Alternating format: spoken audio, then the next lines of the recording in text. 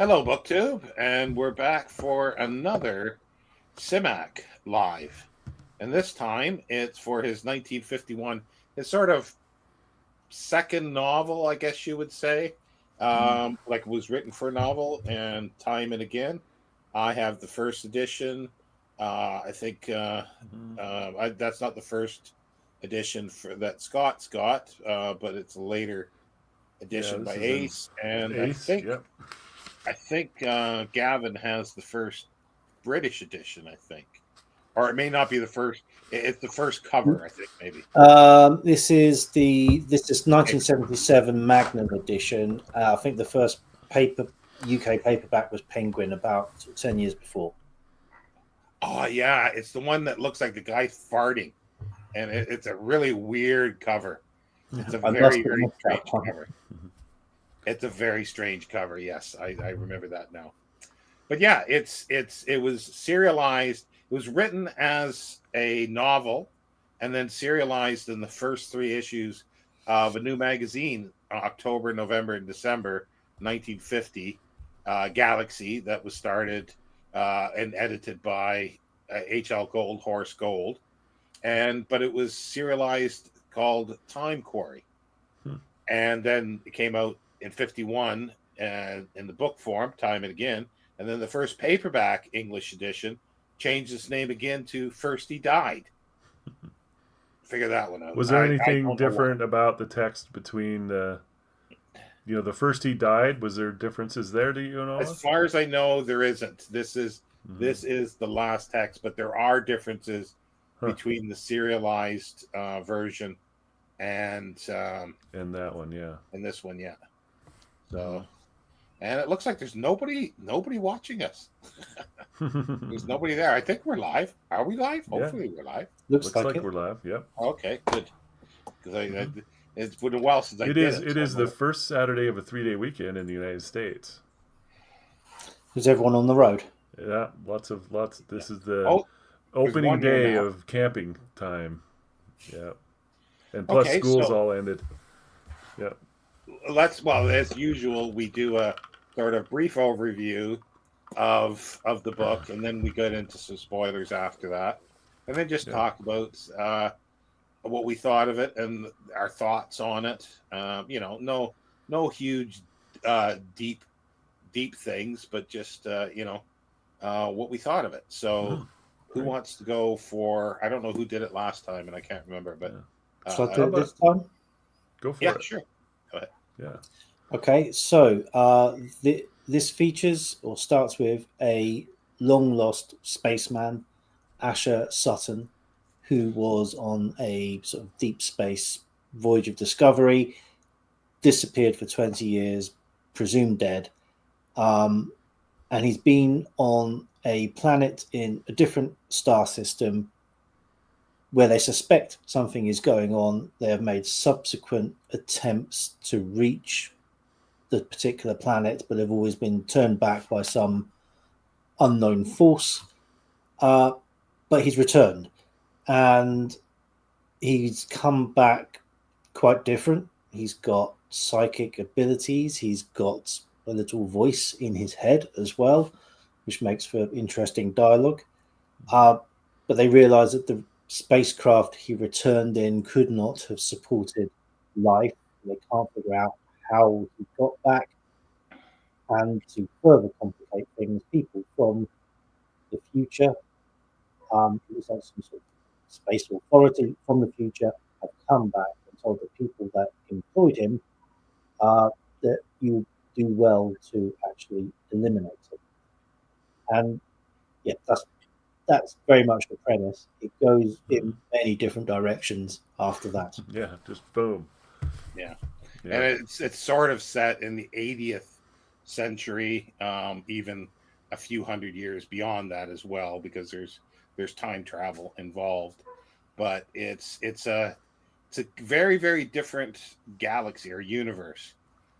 Humans are actually very thinly spread out through the galaxy. They subjugate every other life form by fear, and because there's so few humans, they use robots, mechanical beings, and androids, which are flesh and blood. They are uh, lab created. They are basically, is it donkeys that are sterile?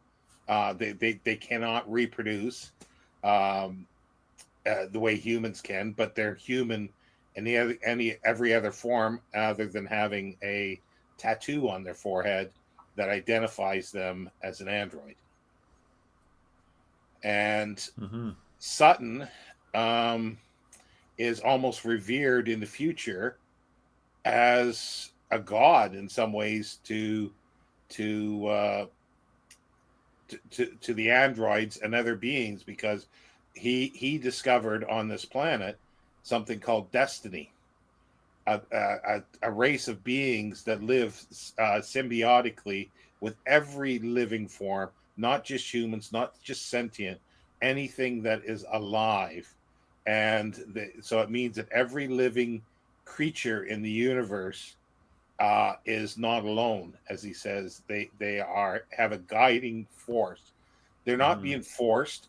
It's just like a little voice in the back of your head, and or a little prompting thing that will suggest things, but subtly and genetically probably as well. Because if it's not sentient, but it can promote evolution, because that's how humans evolved, and Mm-hmm. other beings, it suggests it evolved from that the beings that they inhabit followed their suggestions, and I use that in quotation marks, suggestions. Yeah. And he's going to tell everybody this and say that humans are not special. Mm-hmm. Everybody, it's a brotherhood, and we're back to Yeah. Simak's brotherhood of creatures in the universe. Yeah. Nothing living walks alone. Right. Yeah.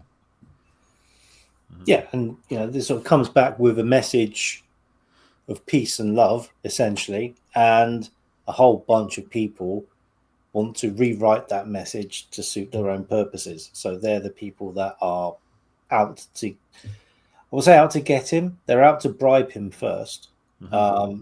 but yeah, they're going to try to get what they want by hook or by crook.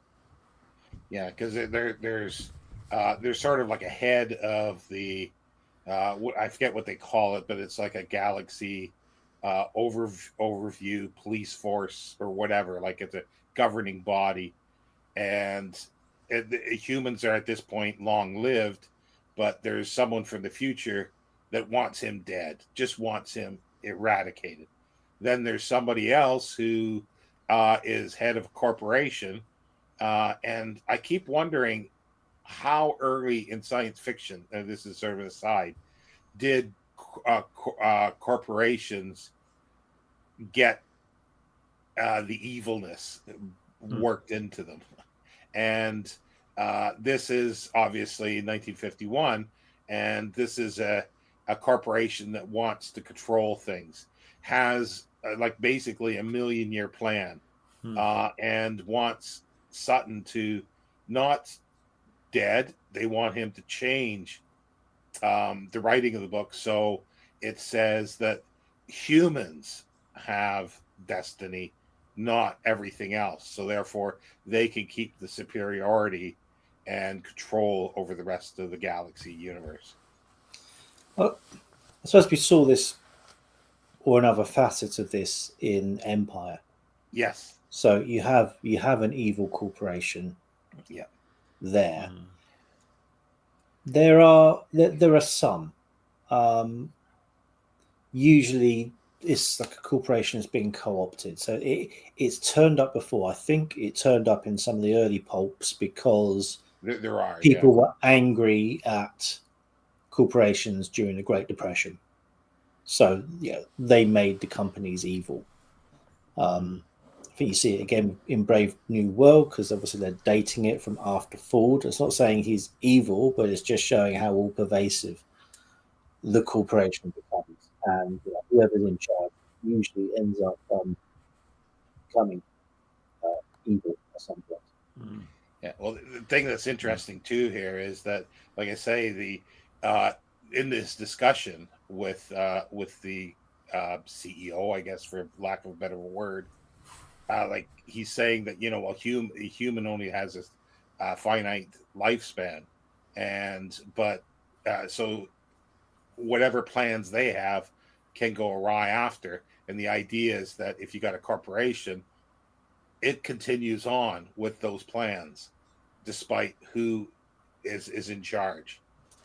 And that is a scary thought, especially when you look around for the last 100 years, with corporations. Yeah. Yeah. So they wanted him to say, nothing human walks alone. Yeah. Yeah, it's a fascinating thing. It's another thing that recurs in Simak is this philosophy that isn't revealed but is just implied. We don't know what the book actually says other than, I guess, the main point. He doesn't share the book, but it's that occurred in another one where it was a philosophy. Well, in City, right? In City, that was the philosophy. Again, the meaning of it was implied, but we don't get that. It's just the fact that it exists, right, and is so influential that it changes people's behavior. Yeah, because Simak seems to like there's not really a religion so much in here. It's but destiny is part of, I think, part of religion, and it's part of every religion. But he sidesteps it a little bit, and he does that a lot because he talks about other things, and there is, he comes up like in A Choice of Gods and all these places. There's the principle, and there is even almost a hint of this, that there's something else beyond this in the book. I think there's a bit of a hint at this, so we get the foundation of almost everything that he writes after that is anything philosophical in his writings, I think, because you get inklings of it in City, and I think that's where he says that he came of age as a writer. So we get inklings there, especially with the Brotherhood and philosophy, but they were short stories, and then he tied them together, and this is the first sort of sustained story, even though there's so much in here. And as you said, Gavin, I think Scott was saying that there's almost too much in here. Yeah, I mean, there's a little echo of the religion that turns up. Everyone under the age of, under a certain age is mandatory that you have to be armed. Yeah, and they quite encourage having duels, which turns out to be a plot point. And he actually questions this, because I think this is something that might have changed since he'd been away. And he said, well, whatever happened to thou shalt not kill? And it's, oh, no, we got rid of that bit. We live by the Bible, but we don't pay attention to the bits we don't like, which is very much that was really, really great. I had to appreciate that, where the robot was asking him, or the android was asking him as he was getting ready for this duel, do you have any religious beliefs that will prevent you from being part of this? And he says, well, Christianity. And he says, it says thou shalt not kill, but like Gavin says, he says, well, you guys don't practice that, so that doesn't count. Christianity doesn't count. I thought that was an interesting comment. Yeah, there's just, like I say, there's so much in here. It sort of reminded me, not as piled up as Project Pope, as we're going way many books later, but there's just so much that's happening here. There's so many ideas of everything, of like how did humans become superior in the galaxy. This is sort of John W. Campbell's wet dream, in a sense, of how humans are are above or better than other aliens. And that's a lot of the stuff he liked in science fiction, that humans will always get the upper hand. And it's like, and it's showing here, and then but there's somebody else that's basically foiling that. And now, is it him that's actually doing it? And then we got the question of, because the androids, that was the third party that I was saying, there's one that wants them killed, the one wants to change him, and the other one doesn't want him to change anything and wants him to continue, because the androids get freedom, they get power. But is it good power? Do they, because they're humans, they're basically human, but they can't sexually reproduce, but they have figured out how to reproduce themselves by making duplicates, in a sense. Yeah, and it's a fight for equality, right? Yeah, I was going to say it's not really about power; it's about parity. Yeah. But, Even they will there take, at the end, it was like they weren't talking about conquering; they were talking about thwarting and maintaining, right? They weren't saying we're going to take over. They were just simply saying we're going to stop them from taking us over, right? Yeah, It even wasn't. because you've got this conflict which apparently has been going on in some kind of time war, and one side wants to win, and the other side just wants to keep it at a stalemate. They don't want to win themselves; they just want to avoid losing. Mm-hmm. yeah, and but it is there is sort of like, he doesn't get into the details, because you do get a little bit from, and it's not Morgan, I can't forget the other guy's name, that's head of of the uh, the corporation. Like, he's talking to Adams. Adams, yeah, right. Adams, yeah. That's Like, he's talking about, um, well, see, that's the thing. I think there is suggestion, especially at the end too, that possibly, because they are manipulating stuff, the androids, and they are human, mm-hmm. so they're going to have the foibles of humanity as well. So they, I think there is a question there. It doesn't go either way, of whether, because they are manipulating him, they've set up the situation where a old family retainer that's maybe 1,000. This is something else that's interesting with Simak, is the robot, who is the faithful robot, that goes out homesteading, and he's done that to create, like, the androids have created this, or had him do this, for a place for him, a refuge to go to. So they are manipulating him. That's pretty clear at the Mm-hmm. end of the book. But how much is that manipulation? Is it for the good of humans, or of everybody, or is it at the detriment? There's definitely going to be detriment to humanity, because but it depends on how you look at whether it's bad or not. It's in the sense that they're not going to be in control anymore, because every other creature in the universe is going to realize we're equal in many ways. Yeah, and that's the only detriment we're talking about, is they won't be in Yeah, charge, yeah. right? Uh, and then, but will any of the others try to be in charge? Mm, The androids can replicate themselves probably much quicker than humans can. yeah. And to me, it's just sort of like, there's a lot of these things, there are ideas that are in there that he doesn't deal with, and I think he purposely doesn't deal with these.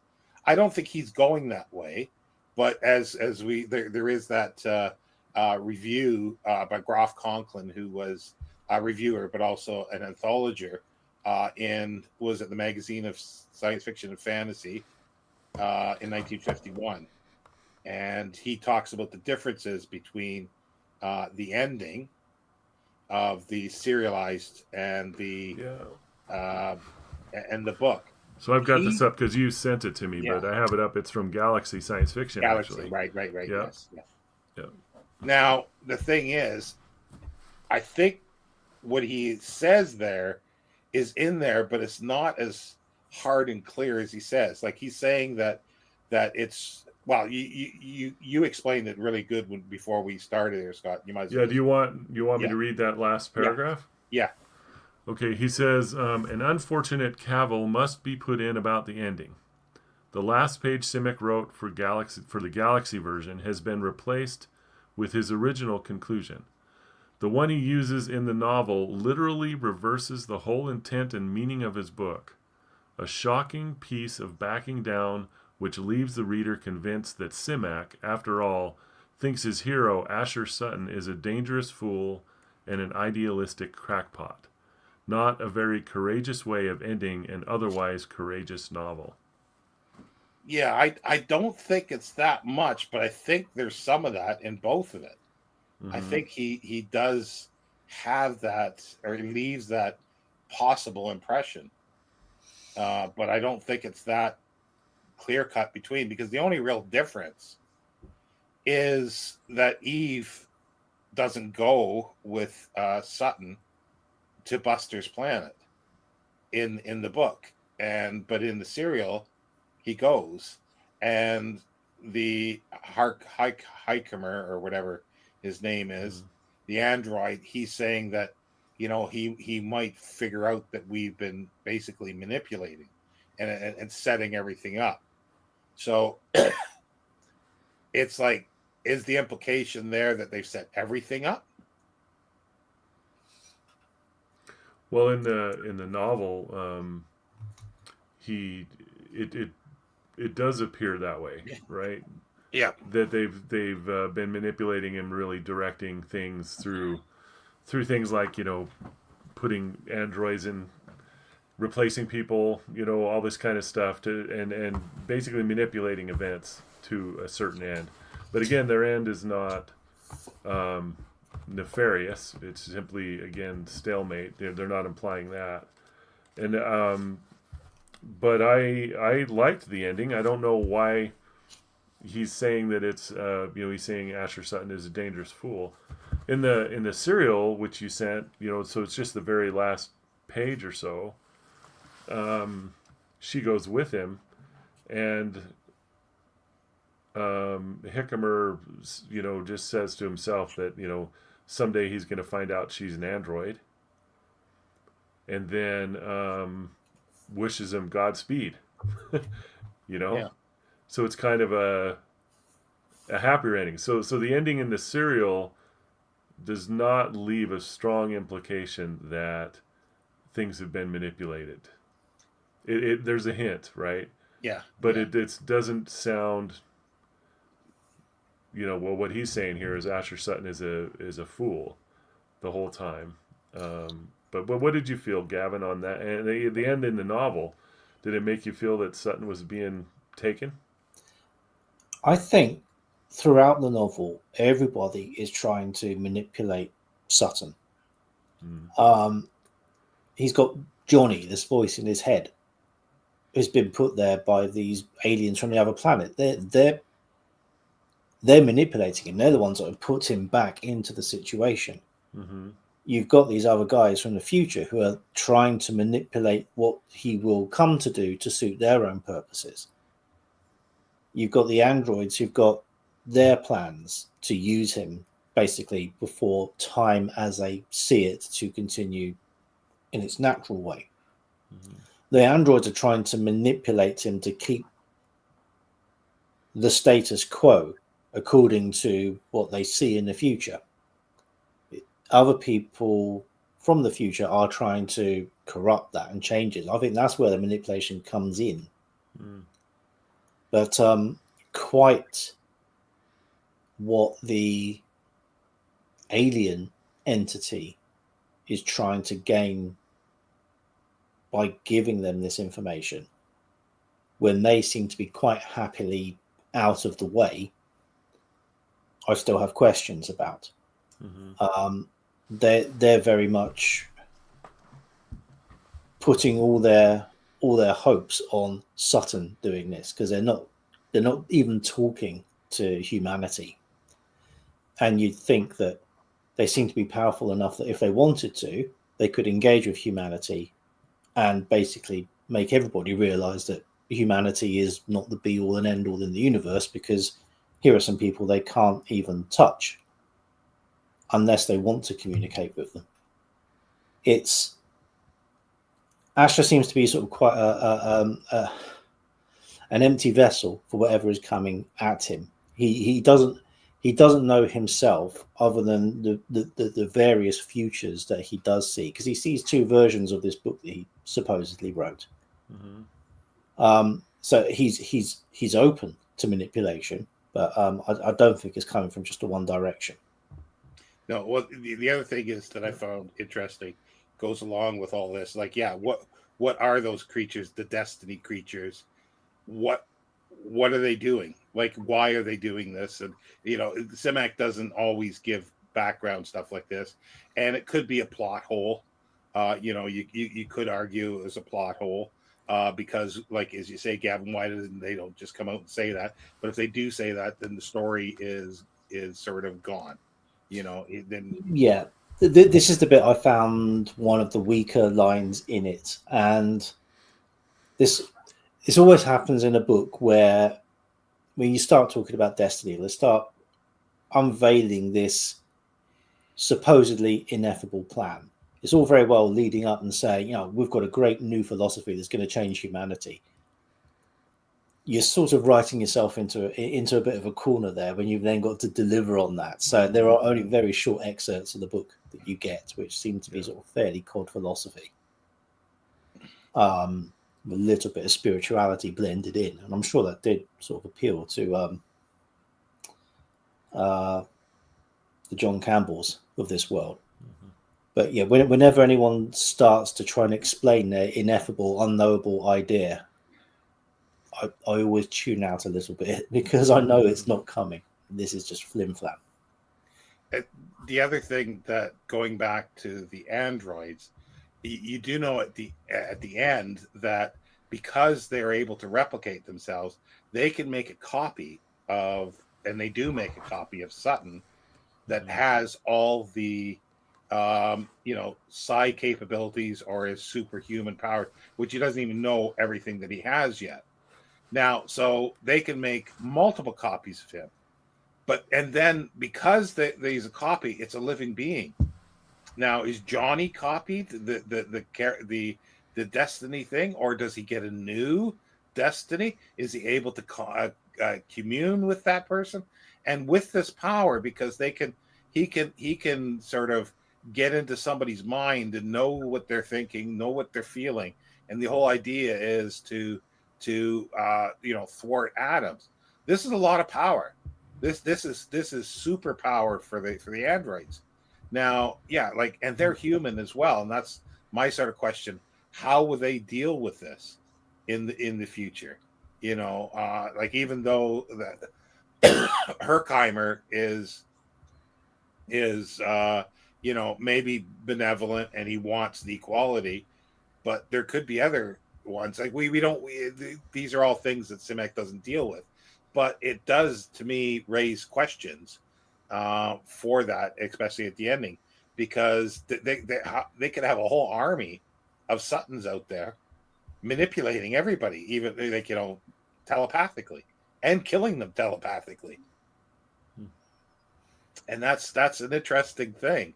And the other question is, yeah, what happens to the destiny being that does that?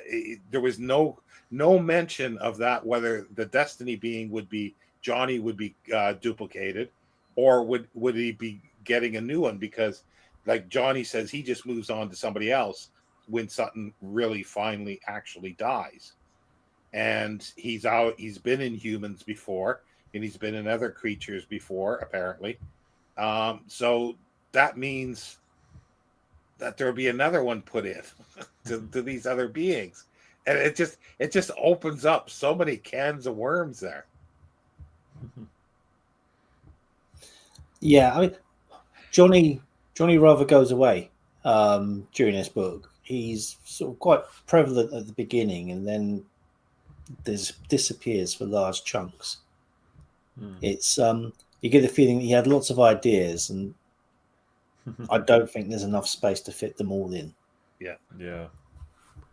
It's an interesting idea that like what you were saying, you kind of tend to tune out when somebody's, we've got this philosophy coming, but it is a recurring thing in science fiction where some third party comes to either solve our problems or make things worse, but I'm thinking, like, 2010, where we're at the brink of war and the aliens show up and give us a reason not to do that. And Simak is doing that a little bit here, like there's this third party from outside of everything that's going to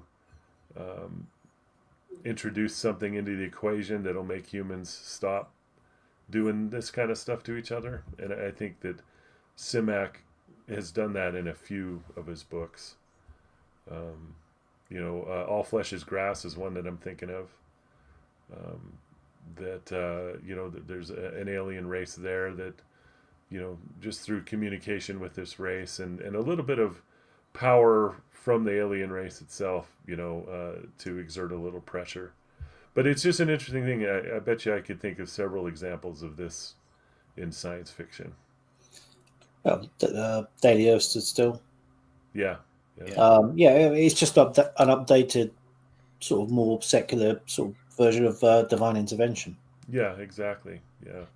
And then when he doesn't have them sort of there explicitly, or a being or beings, there's something else out there that might be in control of things. It goes back to not calling it God, but it's sort of like there's somebody else, there's something else pulling the strings of the universe. And it goes right back to the creator as well, in the 1930s, where I won't spoil it, but it's a god, basically. Have you read it, Gavin? Or no, just the idea of spoiling something that's 95 years old. Yeah, well, okay, you've got a scientist in a laboratory that's created our universe, and they go to meet this creature, and he's sort of thinking, it hasn't really worked out that well. I'm going to flush it down the toilet, So it's like there's always something else out there, but Simak. And a lot of the writers sort of explore that possibility, and how does that affect us? How does that affect the universe? And what is the interaction between that being or beings and us? Or can humans have any determination in their destiny, in their future? Before I continue, there is a comment here. And Constant asks this. Hello. Hello. We're not just talking to ourselves. Only girl here. Well, it looks like you're the only one watching, so yes. That's cool. Yeah, and then as far as larger theme, I guess we've already pointed this out, but the tattoos on the androids, separating them from the humans, and this quest for equality. That's really like Gavin has said, the thrust of the book, that the point of it, I would say. Yeah, and then he has all this other stuff, that I think it's like you showed, where was that? That was for the magazine of Science Fiction and Fantasy, 1992. That Aldous Budrys. Yeah, he's got some really interesting comments here. Yeah. So this is Aldous Budrys talking about this book in 1992, because there must have been some kind of a reissue. But he says, first of all, he talked about the fact that it was the first serial in Galaxy, and how shocked they were at the time that they didn't use a established writer. And he calls Cosmic Engineers a very bad book indeed. And he says, but Campbell must have seen something in him. But then he said, the book Time and Again has held up beautifully in its first publication. It did the job of hooking and holding readers to the serial, as indeed it was to go on to do in various book editions. And then it says, it is the best single volume of Clifford Simak's usually long and distinguished career, and that is, when you add it up, saying a great deal. And then he just urges people to read it. Yeah, it's a classy new trade paperback edition, which is what he's commenting on. But that surprised me. He says this is Simak's best book. I disagree with that, though I liked it very much. And I haven't read all of Simak's yet. but I can think of a couple that I would put above this one. But it is very good. I liked it very much. But the only criticism that I would have, I think it could be like 100 pages shorter. There's just a lot in it. Or That 400 you know pages they longer. felt like little tiny branches that weren't necessary, I guess. But other than that, I liked it quite a bit, and I like those diversions in the Simak books. They're always interesting. But like Yeah, you say, 100 pages shorter, or I would say I was talking over you there, or 400 pages longer. Maybe, yeah.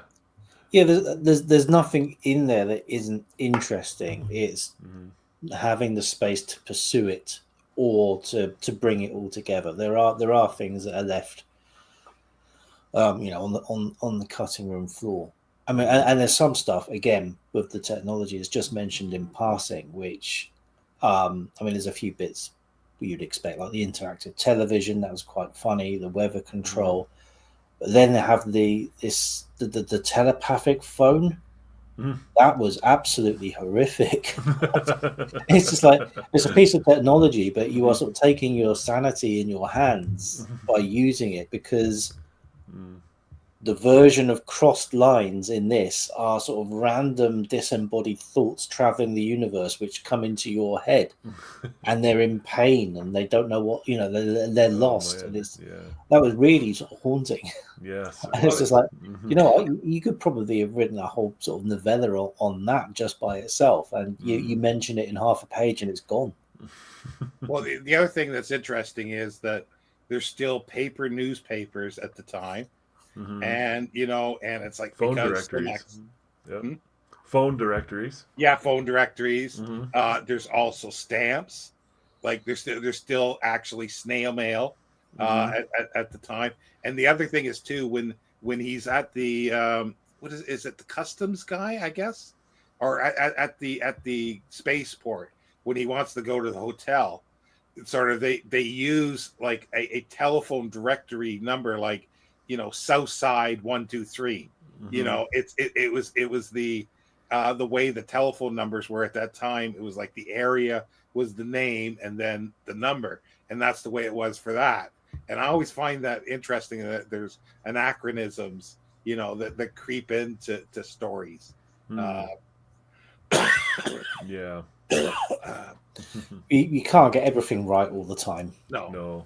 But it is interesting what he does, because he's a newspaper man, so he could probably never see a day. It could never envision a time where there would not be a printed newspaper, which is kind of cool. So here's a higher level question for you guys: Is the perfect novel one in which every single thing that's there has to be there? To me, no, because I think then it wouldn't allow your imagination to go places of what if or what the possibilities. Like it is, like if it's a plot line, if it's an important thing for it, then yeah, it's got to be explained some sort. But other things can be trailed off. It's like real life. You don't always know what sort of happens. You're driving down the street or you're walking down the street, you see people arguing and stuff like this, and you're turned toward it, and you hear the words that they're saying. You don't know what they're arguing about or what the conclusion or what the impact of that is going to be. You continue on, and that's how it should be in books as well, to a certain extent, I think. Yeah, I think if a book is didactic, if it's upfront with exactly what it's telling you and it doesn't deliver on that, that makes it imperfect. Plot holes, unresolved things, whatever it is. If you have a book like this where it is raising questions, I don't expect it to give me all the answers. I expect it to leave me to either come to my own conclusions or to go away and have a think about it. Not to say who could say how this was going to end up. Right, I'll tell you, this is what happened. I think where you have a novel like this, which has two different endings, that's taking it a little bit to the extreme. That's raising even more questions. But I don't think it makes it. I don't think it makes it perfect, but I don't think it makes it imperfect either. I think it's the kind of novel that engages you and puts the issue to you, rather than lecture you on what the issue and solution is, which can be quite tedious. Agreed. Yeah. But we're not talking about Atlas Shrugged. Correct. And also too, for me, it's his style of writing.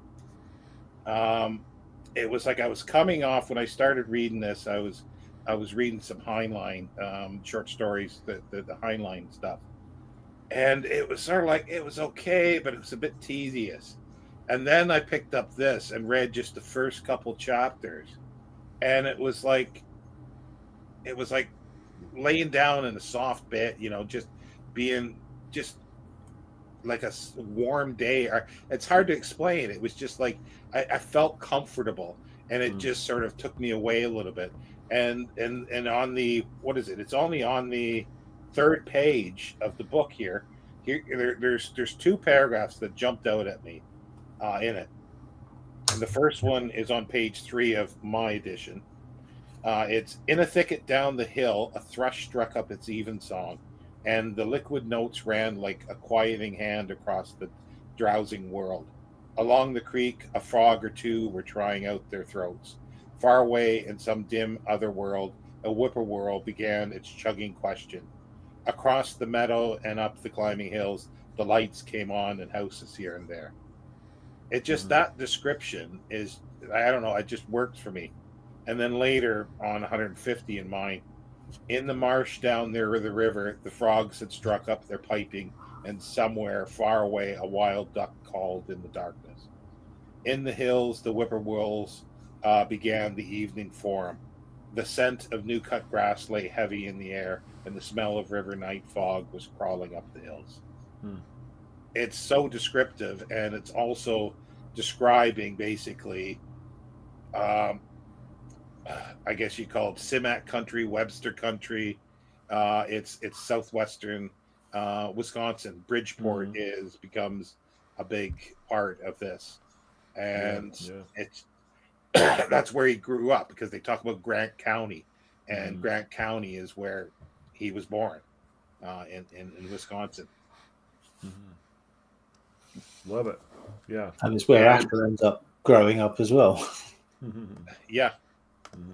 And the very last line I thought was, or the last paragraph basically, in the book was much better than in the serial. She put her hands up to her face and huddled her shoulders and stood there, an android woman crying out her heart. It's I don't know what, it's sentimental, but it's also very well done. And he's got huddled. I don't know how many times huddling comes up in here. Yeah, I don't have the ebook up. I usually do a count. Yeah, but I don't have that up. So, but you see, this you don't get this kind of writing generally in science fiction, unless you're Ray Bradbury, and that's what the only person I can think of that does this kind of stuff on a consistent basis. Yeah, and there's one other. I love everything you said there, but he. Algis Budrys says that Simak influenced a lot of other people. Yeah. He says, you'll find in this book foreshadowings of A Stranger in a Strange Land and several other novels by names more famous. You will find some other things that will astonish you when you think that when they were written, but most of all, you will find in it Clifford D. Simak. He says something about him not having an evil bone in his body. I don't see that, but yeah, he talks about. Yeah, there it is. Yeah, he says, you may not have heard of this man. It is, after all, some time since he died, and the water closes over our heads quickly. But he did hold the Nebula Grandmaster Award, if that means anything to you, before he died. Much more important, there wasn't an evil bone in his body, and it shows in his work. He was an ornament to the field, and never more so than time and again. And yeah, uh, everybody's well, it seems to be the big thing now is pulling up the dirt on writers for whatever reason. Mm. And if you don't have the dirt, you're forgotten. And so far, I have not come up with anything. Like, there's nothing anybody has ever said that, as far as I know, against Simak. Like, even I spoke to a printer that was that was at a newspaper in the Midwest, one of the newspapers he went to when he worked for a company going around in the 30s before working for the Minneapolis Tribune, Mm-hmm. where he would either prop them up or close them down. He was working for a syndicate, and they were problem newspapers. And and this is in the early 90s that I spoke to this guy, and he was in his 90s at that time. And he says he remembers Simak there. He had no idea that he became a writer or anything like that, but he said he was one of the nicest people he'd ever met. Hmm. Cool. So Mm-hmm. I like it. yeah.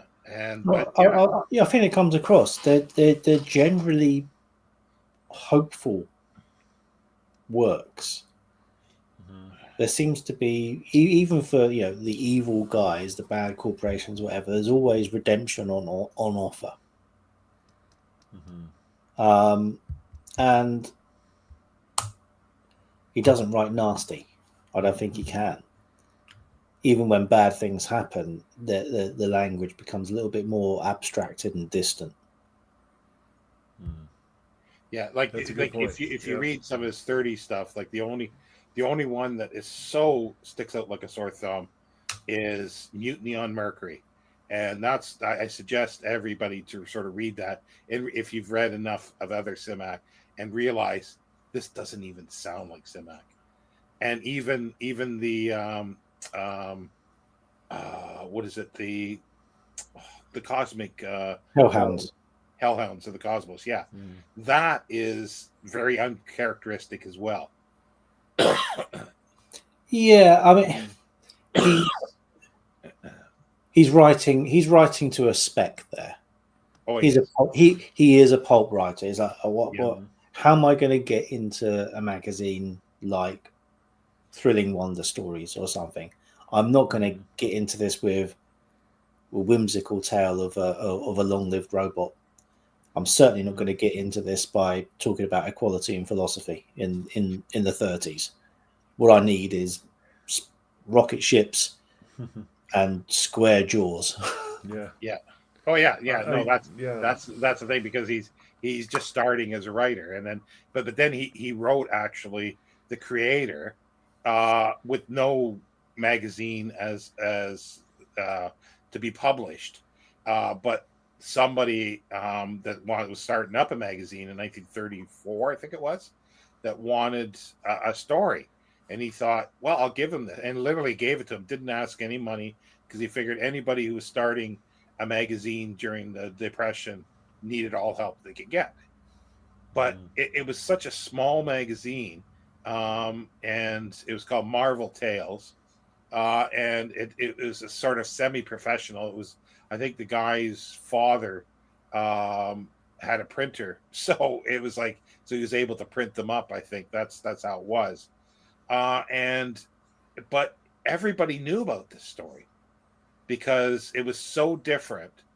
It was blasphemous, for one thing, and and it got around by word of mouth, and then it was only reprinted again in the 80s. You've got the one of the copies Mm. there, Scott, Yeah. the Yeah. for Locust magazine, and I think Mm-hmm. where is that the time that he got an award, I think, at that time. I'm not sure if Yeah. It that was was one Grand of the Master. world conventions. Yeah. Yeah, Mm-hmm. yeah. So and so people remembered it, and this is something that was in a failed magazine, not even professional during the Depression, Mm-hmm. and what, the fourth or fifth story that the person writes, and it's remembered.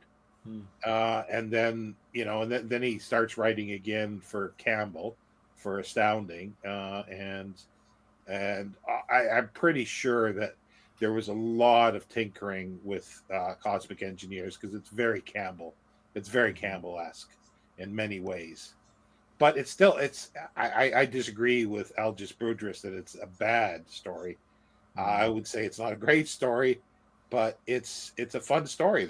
And again, if he's talking about things that people borrowed from, like we went through that with that, like there's 3-dimensional chess. There's all sorts of things that are that could have been pulled up. Well, with all this time stuff, he should sue Harlan Ellison. Bootstraps. Well, I don't. Or not, I don't agree with Budrys, but I mean this is leagues ahead of the Cosmic Engineers. I like the Cosmic Engineers, but it is quite formulaic. The characters are not all the characters, but certainly a lot of his crew are pretty much stock characters. Just there to sort of feed lines of dialogue to each other. There's none of that here. There's none of there's no repartee. Cosmic Engineer sounds like everyone should be in transatlantic accents talking to each other very fast in a black and white film. This feels more Technicolor. That was one of Lester Del Rey's criticisms of Cosmic Engineers. He says everybody sounds like they were from the 1930s middle class, which they were. Yeah, it's a fair cop, but it still doesn't destroy it as a story for me. I'm not saying that. I just there is a leap in something which sounds familiar to something which is its own thing. Yeah. Well, you can even notice the change, and that was 1938-39 when he was writing that. And just a few years later with the City Stories, like the tone and the quality of the writing just really, really changed. And there's not a lot of stories in between there. There's a few of them, but they're humorous. There's some westerns, sprinkled in there, which are interesting in themselves. But yeah, it's like it's the 30 stories. Like I think like he even said, well, and I've said it several times or repeated it, that it was with the City Stories that he felt that he matured as a writer. So everything before that has issues, but even so, when you read those things, you see little kernels in there of things to come. Like even this very first story, The World of the Red Sun, there's little things in there that reappear, and especially in The Creator, and even Hellhounds of the Cosmos, because he recycled something of that, I think, for Cosmic Engineers, and also his Mars stories. Like he did a lot of Mars stories in the late 30s, and there's little kernels in there as well.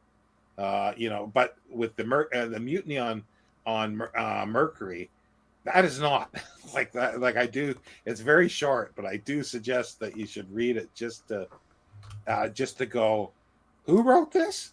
Because you really, well, the thing is, it probably was written before World of the Red Sun, his first published story, but it obviously was published after it. And it could have been his second story that he actually wrote. The first story was sent back and lost, called Cubes of Ganymede. So nobody knows what that's about. He never even said. He just said it was terrible. So cool. If Simak himself said it's terrible, would you still disagree with him? Well, he didn't think. He thought Empire was terrible too. He thought it was bad. But he gave it the gold to publish. But I guess if somebody's throwing money at you, do you care? Yeah, you're gonna. Yeah. I just don't understand why it didn't appear under a different name. because Exactly. Yeah. I think he could easily have done that, given that it was not solely his work. And the thing is, like, he says he never used a pseudonym. Like, he wrote the westerns. He wrote 14 westerns and possibly 4 or so air war stories, and he used his own name all the time. And it's like, that's where you could legitimately use a pseudonym as well. Especially the westerns. And he can't see. The thing is, even with the westerns, like, he became his name appeared on the cover of several. I sent you the covers, Gavin, of a couple of them where he's actually on the cover. And that's only after a couple westerns that he's written. And chances are, I don't know how many of those readers would have recognized him or connected him to the few science fiction stories that he did up to then. Well, I mean, I suppose maybe that's another way of looking at it. Well, why would I want to hide my name? I want people to go and find my novels. Yeah. If they find me through a Western, I don't care. They're still going to pay the I think money it's for the a book. little different now. But I hear what you're saying. It's different now because it's like decisions are made. Like if you're writing novels rather than short stories, I mean, decisions are made by bookstores, with computers deciding where to shelve you and where to do this or that. And I think that it causes those kind of complications if you're in multiple genres. Yeah, With the not in Simac's magazines, time. In in magazines, it's a different deal. But yeah, because you're going to go to your candy store. yeah, I'm thinking right. of Asimov's father, and they're going to be all on the top shelf there Right. because of the salacious covers, the spicy covers. Yeah. I've read a lot of spicy pulps. There's a writer that didn't hide his name behind pseudonyms, because all of those I'm reading, everyone's hidden their names. I can't tell who half of them are, but you even got Robert E. Howard in one of those writing under a pseudonym. But E. Hoffman Price never uses one. Spicy mystery stories, I don't care. Just stick my name on it. Writing for Weird Tales one week and a Spicy Mag the next. That's cool. They they want their name out, so they want people to see their name, and especially if it's on the cover. See, that's the thing. You're looking at these things, and you go, "Oh, I thought I recognized that name from, Astounding or something like that," and you'll pick it up. And pseudonyms, unless they became they're just nobodies. Yeah. Yeah. Very But good. but yeah, no, it's a good.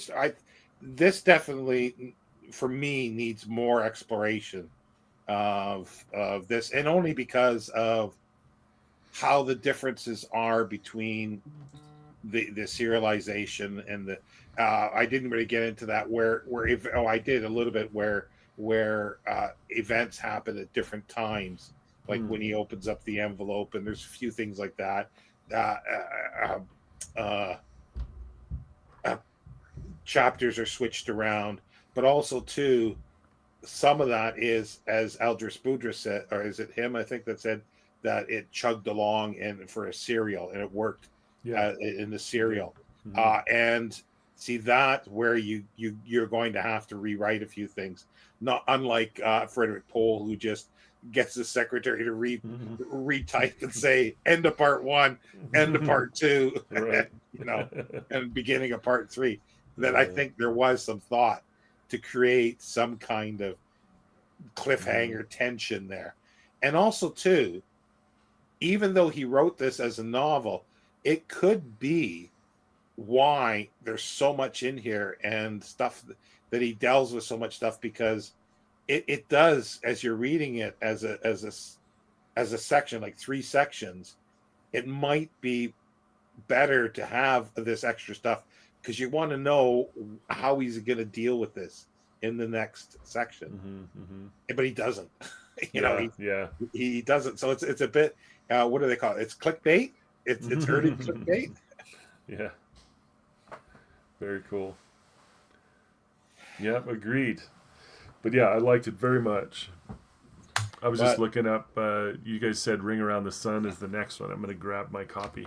yeah, because it should be actually in May. We are behind. It's because of me with time and again. But there's no hard and fast schedule with this, and I've said that from the beginning. But yeah, that's the. This has a. Well, wait till Scott comes back.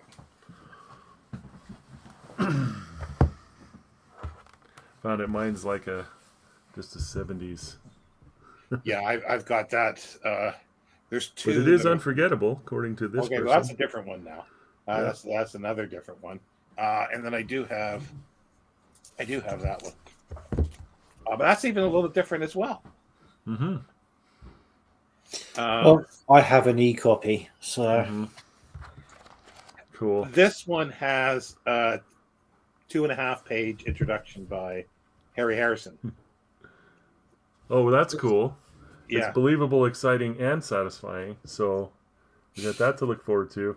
classic suspense and intrigue. Manchester Evening News. Lovely rationalized magic. The Times. Mm-hmm. That's cool. So you said yours has an intro by Harrison? Yeah, and that is reprinted. Oh, it's a short series of books, something called Masters of Science Fiction, I think, that was put out in the U.S. and that reprints the introduction to that. Very cool. But yeah, it's only a few pages. Yeah, they did that in 1977. That's great. I like Harry Harrison. And I'd like to get obviously I'm trying to get first editions of everything, and I've been actually gifted a number. Some I'm it's verboten for me to show yet. Mm-hmm. There's reasons behind that, but Mm-hmm. I'm not allowed to show any. But this one is going to be a tough one because for some reason they use the crappiest paper on the print run of this one, and it is very brown. I used to have a first edition copy without the dust jacket, and the pages were almost brittle. They were that brown. And even the book club editions are browned as well.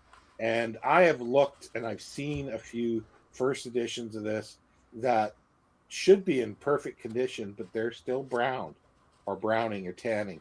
At best, you're never going to get one with white pages. That is impossible for this one for some reason. Yeah.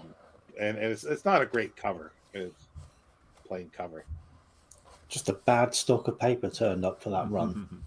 Yeah.